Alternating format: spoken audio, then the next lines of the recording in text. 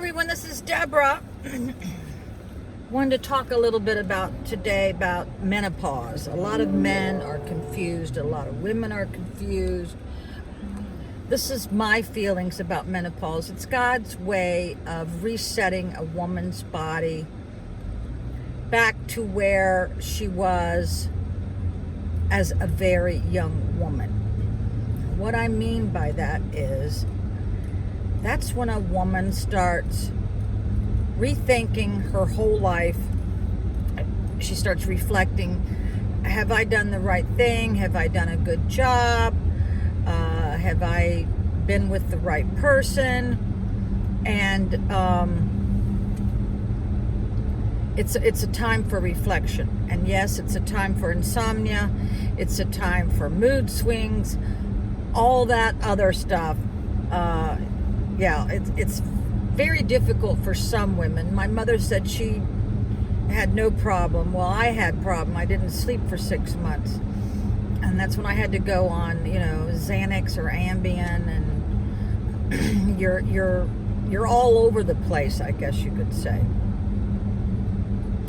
And men will confuse this for something that maybe they've done, and then they get defensive and they get angry. And no, this is a journey that women have to take. And if you guys hang with her during this time, you will have the most amazing person coming out on the other end. But it's a lot of work, and I highly advise the women to educate the guy in their life about it. And also, men go through menopause. Don't think they don't. They have this midlife crisis where they have to go buy a Corvette, or start an affair or whatever. So it is just as difficult for men and women. So don't think it's not. But I know that my daughter's going through it now, and she is trying to understand. But the insomnia it hit her hard, just like it hit me. And that's when you start getting weight gain. You start losing a lot of your self-esteem because your body is changing. All the weight's going to the stomach and the butt. And all you men going through their midlife crisis, they're gaining weight in their stomach. And it's a time to start rethinking your diet for sure, because that's when I realized that my cholesterol was at a very dangerous level, and so was my blood pressure. So while you're going through this, sometimes it takes like 6, 8, 10 years. Start getting all your blood work, start thinking about how long you want to live and how healthy you want to live. And I am a firm believer that if you have been drinking and smoking, it will catch up with you. Don't think you're going to be one of the lucky ones, because it may hit you all of a sudden. You may end up with COPD. When I was working at Walgreens, I asked a lot of the ladies that carried around oxygen tanks.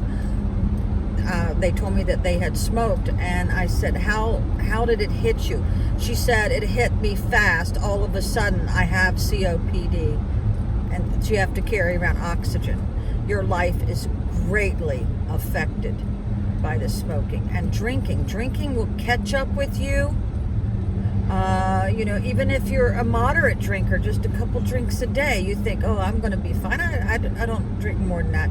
Yeah, it does catch up with you. There's a guy on TikTok who retired, I think at 39, bought a yacht, him and his wife, and they drank constantly, every day for 3 to 5 years. I forget what it was, and she's gone. Cirrhosis of the liver. So the menopause is a turning point in your life. I call it when God jumpstarts your battery. And it is nice for me not to have the mood swings, because I had severe premenstrual dysphoria 2 days before my period. I would be a mess. I would be so depressed. And depression is a big thing too. That's why I always tell women about bioidentical hormones. And if you're already like getting Social Security, of course you have to be on it for 2 years if you're disabled, it will cover that. It covers my estradiol, and it covers it doesn't cover the testosterone, but I think if I got a different variation, it may have covered it, because I get the cream. Let's see, also the Premarin. A lot of women don't even know what Premarin is, so Google that. You guys Google it. A lot of women don't, want to have sex because they're dry as the Sahara Desert down there. Well, you guys get educated, and the Premarin is when it helps you. You put it internally. It helps the area down there maintain its beauty and its moistness. So if you're with some girl who's no, it's too painful, well, it's because she needs to get educated and do something about it. Yeah. So some of you especially men, will say, oh no, you girls are all dried up. No, we're not. No, we're not. The ones who have taken care of their health, we're not dried up, people. So, yeah, if you got a lady in your life who's complaining of pain, or it's too painful for her, go get educated. The data's out there. You just Google it, Buy a book on Amazon. There's so many resources out there. So, thanks for listening to me.